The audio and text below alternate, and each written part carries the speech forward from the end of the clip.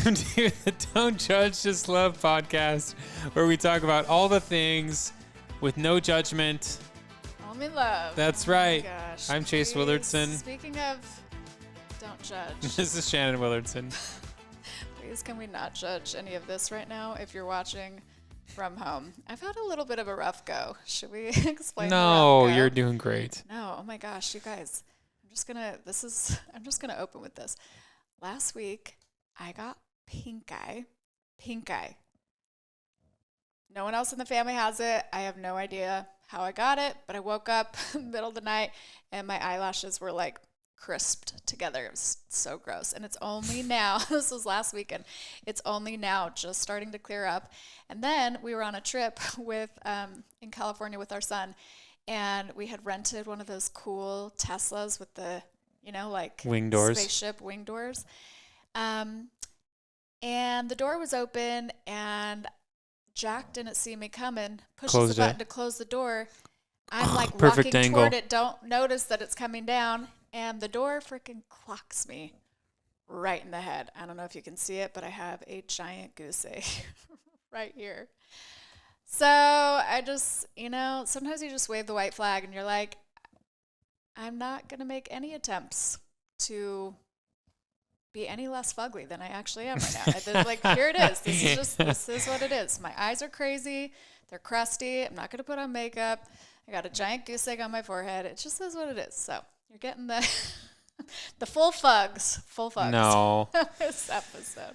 But we have a good episode for you today. Yeah. What are we talking about today? So in this episode, we wanted to talk about depression and anxiety. I think it's such a beautiful thing that, for a while now, it feels like there's been this movement to make those topics less taboo, for people to be more open about it, to remove any stigmas around it. It's something that I get asked about quite often on social media, just point blank, is that something that you struggle with?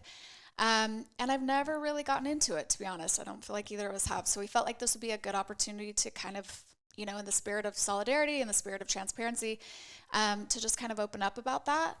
And while Chase and I do not experience clinical depression or anxiety, we have definitely had seasons of our lives where we've experienced circumstantial anxiety and depression for sure. And so we thought we would just share a little bit about those experiences that we've had and how we've gotten through it.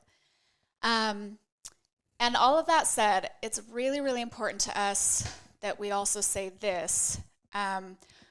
We really hope that nothing that we say in this episode in any way minimizes anything that anyone else is going through. Exactly.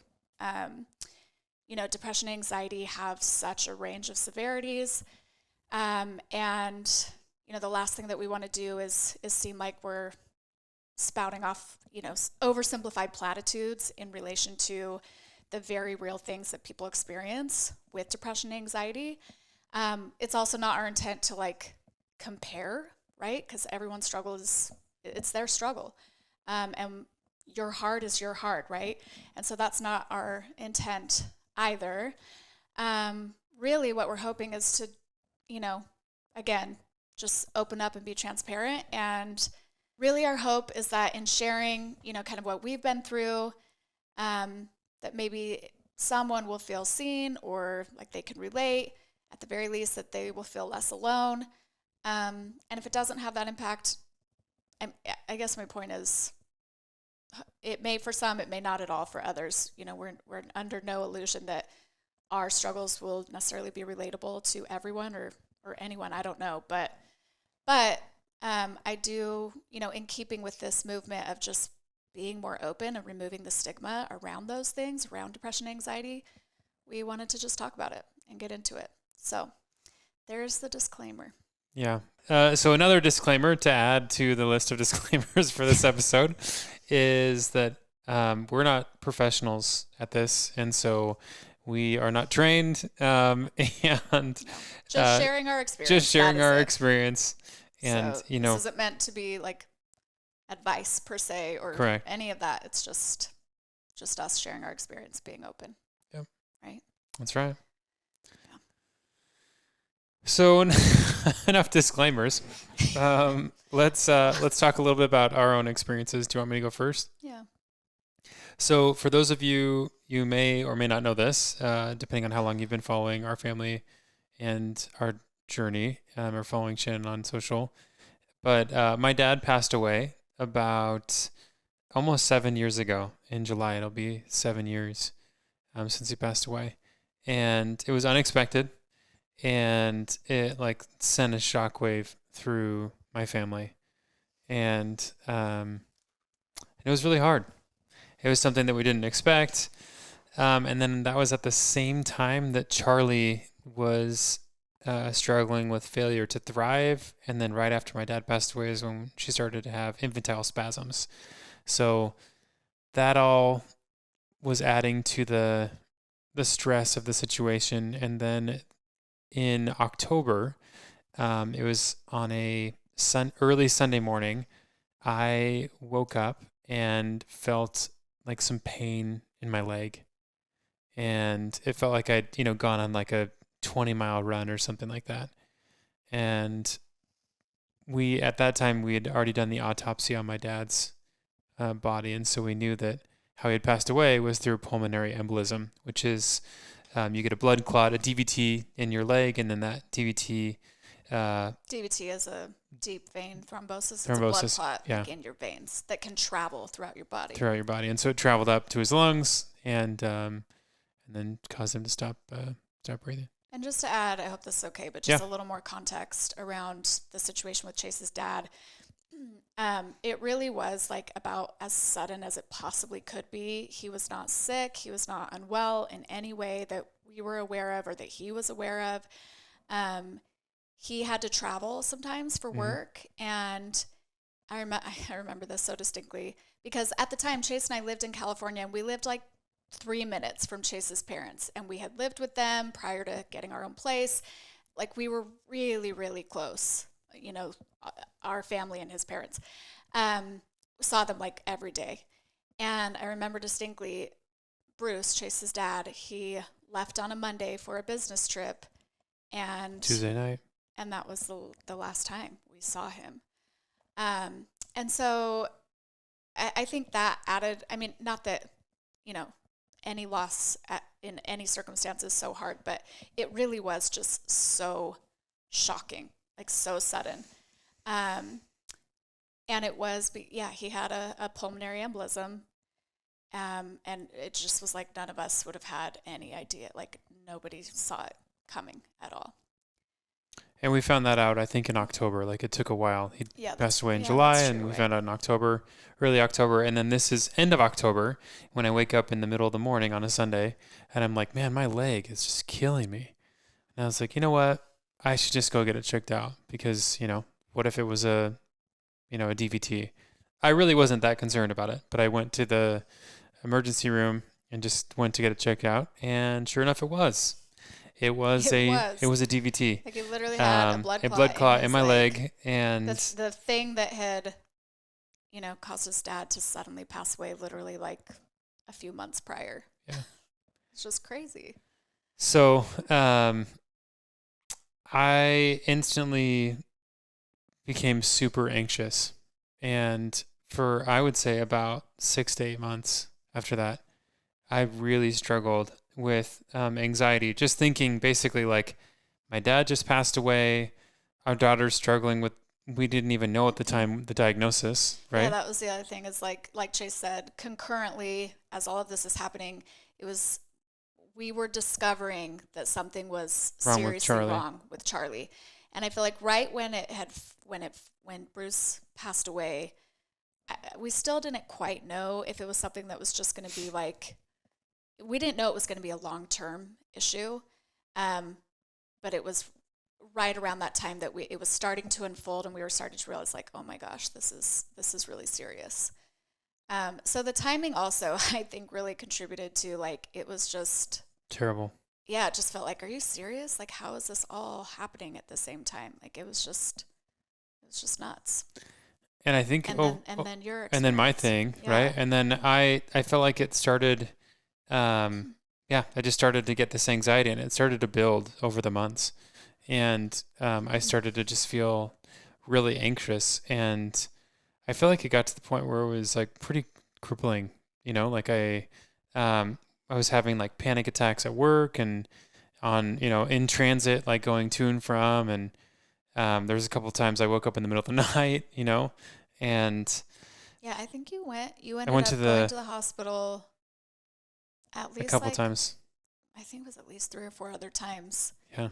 with just that fear that like you were having What another if? DVT. And I mean, it's so valid because that initial time it was a DVT. Like you weren't wrong, Yeah. And so, but then there were several other times after that where you were worried that it was, even though it wasn't, but it was just that anxiety of like, oh my gosh, yeah. And there's the expression of just waiting for the other shoe to drop. And Right. so I definitely felt like that. I was like, okay, well, I guess like, is this my time? Am I going to go now? Type of thing. Like I was like, I'm pretty young. But anyways, so it really freaked me out. And at the time I was working with this kind of life coach and business coach. And one of the questions that she posed that helped me is she said like and again, this isn't professional advice, this is just what worked for me, right? But she was like, what's the worst that could happen? She's like, just kind of play that scenario out. And I was like, okay, well, let's say I had a pulmonary embolism like my dad and I ended up passing away. Like, would my family be okay? Would they, and as terrible as that would be, I was like, you know what, I think they would be okay. And so that helped me a little bit. And then also another thing that I kind of realized as I was going through this situational anxiety and depression was before this, I had family members and friends that had struggled with anxiety and depression. And I always just thought like, you know, I don't know. I don't feel like I truly understood. I may not have said this, but I was like, oh, like, are people like self-diagnosing more, or are people not really struggling with these things? But I realized how like crippling it really could be. And I feel like it was a gift in a way to me to be able to empathize with other people that do go through anxiety and depression, whether it's situational or whether it is clinical. And man, it sucks. Yeah, and I'm sorry if any of you are going through it or have experienced that, but it did give me that empathy to be like, I need to be a little bit kinder to other people. I need to be a little bit more patient or more aware of what maybe what's going on in other people's lives. Um, there's a saying or expression that um, many things are trivial and few are important. And I think when going through something like that, um, it really helps you to focus on like the few things that are important. Yeah, that actually matter. Yeah. So how do you feel, Chase, like you kind of emerged out of that phase where you were experiencing like acute anxiety? Because I obviously remember it well Yeah. myself. And it was just strange. That's the word that's coming to mind right now. But because I had never seen you like that, I had never Yeah. seen Chase like that. Um, and it really was just something, it almost felt like this out of body situation where yeah, you were so different during that phase. And then you definitely came out of it. Like it was like you kind of, I don't know, not that it was overnight or that it was like you snapped back per se. I think it was kind of an evolution out of it. But um, how did you do that? How did you get there? I think reminding myself of those things that I just shared, about like what's the worst that could happen, and then also thinking of this as a gift to be able to offer more empathy to other people. And then I did take some medication for a period of time that helped me to kind of relax and then after that after maybe 2 months or so, 2 or 3 months of medication, I was like, you know what, I think I'm okay. I think I'm ready to kind of wean off of it. And so I did. And thank goodness I haven't had, any bouts of anxiety that have kind of compared with that since. But once you have one of those panic attacks, oh man, just the anxiety of having one again, it can cause you to be anxious. But yeah, that's kind of been a little bit of my experience that was definitely triggered by a loss and my own medical situation for a period of time. We want to take a second and talk about Family Made, the network. It's the network that makes this podcast and so many others happen. Yes, I'm sure y'all have heard of Shawn Johnson, the incredible former Olympic gold medalist, someone I have admired for many years, by the way, and her husband, Andrew East. But what you may not know about them is that they actually started Family Made as a way to get you excited about family life and connect you with resources that support you along your journey. And if you're loving our show, which we hope you are, you need to check out the other shows Family Made Media has on their website. There's shows that touch on just about everything a relationship or family could go through, so you'll find shows that you can relate to. For sure. I could not agree more, Chase. Head over to familymade.com to check out the list. There's shows about literally everything, y'all. Adoption, raising large families, marriage struggles, addiction, special needs, hot topics, family values, inspiring stories, and so much more. There really is something for everyone, so go check out familymade.com to learn more. It's such a good resource no matter what season of family life you're in. So speaking of panic attacks, I will use that to segue to my experience with this. I'm sure you remember this. At the beginning of our marriage, I think it was in our first year of marriage. Yeah.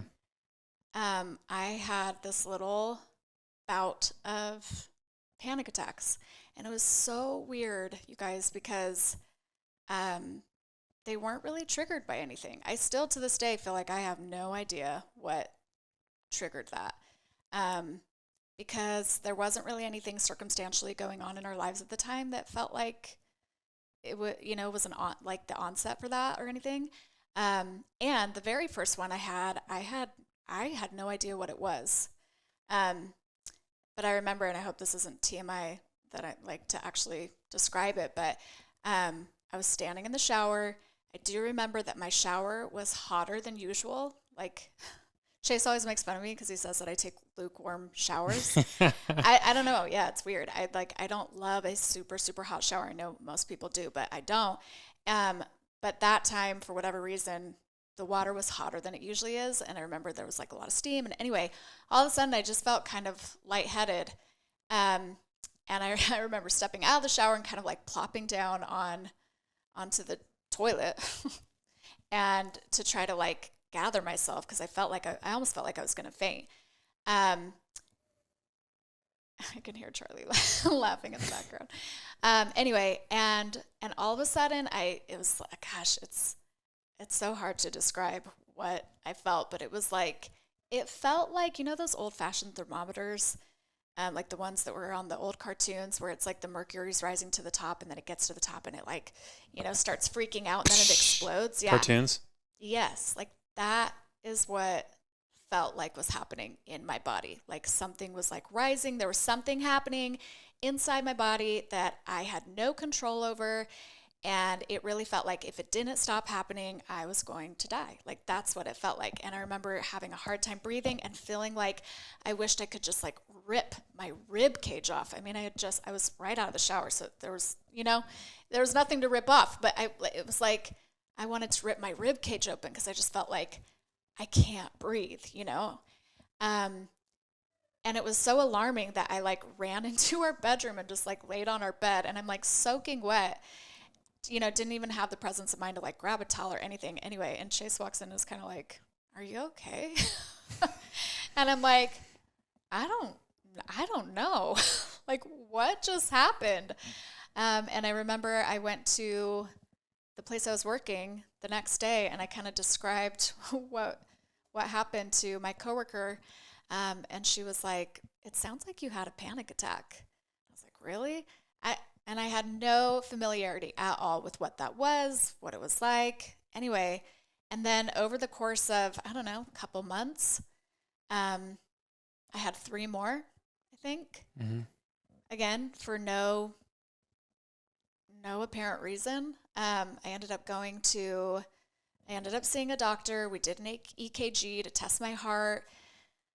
And there really wasn't ever like a clear connector. The only thing that we could put together at the time was that I drank a lot of caffeine. Like, yeah, I was a Zumba instructor at the time, and I also just like I've always been a little bit of a caffeine junkie, for better or for worse. I'm sure for worse. Anyway, and yeah, I mean that was the only thing that we could put together might have been the trigger for it. And so I cut out all caffeine, cold turkey, just For a like while, that. right? It was Yeah, like months. yeah. Oh, I think longer than It was like months. 8 months or a year or something At like that. It was least, a long yeah. time. Yeah, it was a long time. No caffeine because it just kind of freaked me out. And I drink it again now, but but at the time, it helped. I mean, I've never had a panic attack since. Um, I will say I definitely, it is one of those things where once you've experienced that, it's almost like having anxiety about your anxiety. Like now I remember saying, especially like right after I went through all of that, I remember saying, gosh, I wish I could go back to before I knew that that was a thing, because, because for a while I just almost lived in fear of that happening again, because also to Chase's point, yeah, it was so traumatic. Like it felt crippling and just really, really scary. So that was kind of my first walk, if you will, with anxiety. Um, the second experience that comes to mind for me that was really, really acute at the time was when I was pregnant with, how are we doing on time, by the way? We're good. We're good. When I was pregnant with Charlie and nearing the end of my pregnancy with her, I think it was around 37 weeks pregnant, I started experiencing just the strangest symptoms. I remember in the middle of the night, I would wake up with these kind of like these cold chills. Like I'd have the shakes and feel really cold. But then also my mind would be like racing, racing, racing. I don't know. It was so strange. Do you remember that? Yeah. And I would like wake Chase up in the middle of the night because it was so unsettling, like what I was experiencing. Anyway, it was that. And then during the day, I just felt, it's like so hard to explain. I just did not feel like myself at all. I felt anxious. Like I felt, this is hard to explain too, but I almost felt like I wasn't anchored. Like, I don't know how to explain that, but just this very strange, unsettled feeling that kind of felt out of my control to sort of reel in. I didn't know how to access how I normally felt. Because again, I couldn't necessarily attach it to anything that was going on. So it wasn't something that I felt like I could fix or, you know what I mean? And anyway, I ended up going to one of my OB appointments because, again, I'm 37 weeks pregnant at this point. I went to an OB appointment, and I'm explaining I was seeing the NP that day, the nurse practitioner, and I explained to her my symptoms, and she's like, give me 1 second. Walks out, comes back into the room with this pamphlet, and she's like, do you feel like any of these are what you're experiencing? And it's a pamphlet about postpartum anxiety and depression. And I start kind of looking through, apparently I didn't even know this at the time, but apparently there are lots of different types of postpartum depression and anxiety. Wasn't aware of that at the time. And I start looking through all these different types, and there was one that I was just like, oh my gosh, that's like exactly, those are all of my symptoms right there. And it was postpartum panic disorder. Yeah, postpartum panic disorder. That's what I was experiencing. That's what it was happening. And apparently, I didn't know this either, the onset of that can occur before you actually have the baby. So it can be prepartum, I guess. So I don't know. Because for me, it was 37, 38 weeks pregnant. And it lasted for about 2 weeks. Luckily, I got to deliver at 39 weeks. And thankfully, once Charlie was here and I had the baby, it lessened significantly. It was like so much better. And then it was kind of just dealing with like the anxiety about your anxiety afterward. But that was, man, that was rough. And I will say, having the NP identify what it was and seeing that it was like, okay, these are my symptoms, and knowing that it was an actual thing was so comforting. There was something so comforting to me to be able to put a name to it and to know like, okay, this is a thing. I'm not just like losing my mind or, like suddenly not okay forevermore. This is like, it's a thing. And what I did to get through that, I mean, a lot of like, poor Chase, I was so needy during that phase. A lot of just like leaning on my support system, which was Chase, and prayer and stuff like that. But I did also see a hypnotist. Mm-hmm. I saw a hypnotist, and that actually was really, really helpful because she kind of gave me some tools to some mindfulness tools and some tools to help me sleep. My sleep was super disrupted during that time. And that was really, really helpful. And I remember while I was going through that, just feeling like, I will do anything. I don't care what it is. I will try anything to like soften the blow of whatever this is, because it did make me feel completely non-functional. I mean, it was awful. And to Chase's earlier point, it for sure gave me so much empathy for people who experience acute anxiety in whatever form, whether it's clinical or otherwise. It's just, it can be so rough. But thankfully got through that. And I would say for me, the other season of that was just when we were going through everything with the girls, you know, and just that, particularly the year that your dad passed away, 2016 was not our year, guys. That was a really rough year. That's when that happened. And I remember that moment of, there's one really distinct moment in my mind of when I feel like it kind of clicked for me personally that like this thing going on with Charlie wasn't going to go away. Oh man, I'm going to get emotional. And I remember like I was at a cabin we were on a family reunion. We were with the kids were with us, and our whole family was there. And I remember my mom and my sister saw Charlie do an infantile spasm, and they saw it. And they thought it looked really abnormal and really weird. And it was like having someone else kind of see it and say like, yeah, I don't think that looks normal. That was kind of this like gut punch, like your stomach drops out moment of being like, oh my gosh, something's wrong. Like something's really wrong. And that was sort of the catalyst of pursuing, like figuring out what was wrong. But for a while there, just that feeling of like, oh my gosh, like my baby's not okay. When you think that they are, that was hard. That was really, really hard. And it did. It definitely gave me some anxiety. And again, going back to like our intent here is not to like oversimplify or to, spew a bunch of platitudes, but I do feel like, for me at least, what helped me get through that phase was just relying so heavily on our faith and our perspective, and just feeling like it was somehow, I didn't necessarily know, we didn't know how at the time, but feeling like somehow it was going to be okay. And like God had a plan for our lives, and if this was the plan, he was going to help it to be okay. Like he had to, right? Because that's his job. Like he can make everything and anything okay eventually at some point. And I really feel like that was what pulled us through.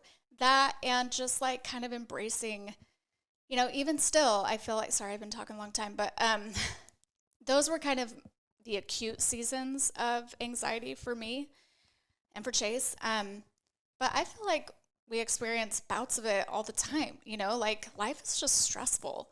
I feel like the nature of what I do for a job can be really, really anxiety inducing, to be honest, because it's very like forward facing. It's very based on like these outward metrics that like you're not supposed to care about, but that are hard not to care about, likes and followers and engagement, blah, blah, blah.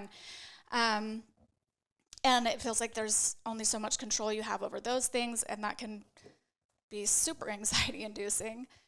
And same with, do you feel like that? Like that there's just those moments of like. Totally. Yeah. Ugh. There's just moments where we all feel overwhelmed and Gosh, sorry guys. Good thing I have pink eye and didn't wear any no, makeup today. It's all good. There was a quote that I found that these are fake glasses, by the way. I wore these just so that my crusty eye situation would be slightly less repulsive and alarming. So this is a quote from Dan Millman, and he says, "You don't have to control your thoughts. You just have to stop letting them control you." And I thought that was a good quote as I found that. Also, there's from a stat perspective, according to the Anxiety and Depression Association of America, anxiety disorders affect over 40 million adults in the United States alone. Does it say what percentage that is? No, but 40 million adults, but yeah. Yeah. And I don't know if this applies to anyone else, but something for me in knowing that like this is a really, really common thing, Makes you feel less alone. Oh my gosh, and there's something comforting about that. It like brings my anxiety down. I just don't think anyone gets through this life without their moment or moments of feeling those things, because life is just, it's hard. It's a lot of ups and downs, and it's kind of meant to be that way, right? Like we're meant to have trials so that we can learn and grow, and I think part of it is kind of learning how to cope with it and navigate all of that mix of emotions and stuff. It's not always fun, but it does teach valuable lessons. But all of that to say, I just hope that nobody feels alone in those struggles, because you're not. And again, I know Chase and I can't, what we're able to relate to is, kind of these situational moments of depression and anxiety. But regardless of what, you may be experiencing, I just know that nobody is alone in those struggles. And I think it really is so important that we, as a society, have become so much more open about those struggles, so that people know that there's no stigma, that help is available, that it's not weird, that there's no shame in it, that, help is available, and there's no shame in seeking it out. Correct. So. Well, thanks for sharing your story. Thanks for sharing your story. And thanks for joining us on yet another episode of the Don't Judge, Just Love podcast. You can find us at, Shannon, at Shannon Willardson on Instagram, TikTok, the Family Made Media YouTube channel, and then anywhere you find your podcast, we'll be there. I'm sorry, I just keep having this thought. I think what we'll do when we post this is, at least when we post the video on our YouTube channel, it'll be on the Willardson Family YouTube channel and also the Family Made YouTube channel. But I would love to put in the caption, some resources, just in case those could be helpful to anyone. So we'll try to do that too. Absolutely. But thanks to you guys. Thanks for joining us. Hope it's okay that we opened up about this, but we're just sending all of you our love. Appreciate you. Love you guys. Bye.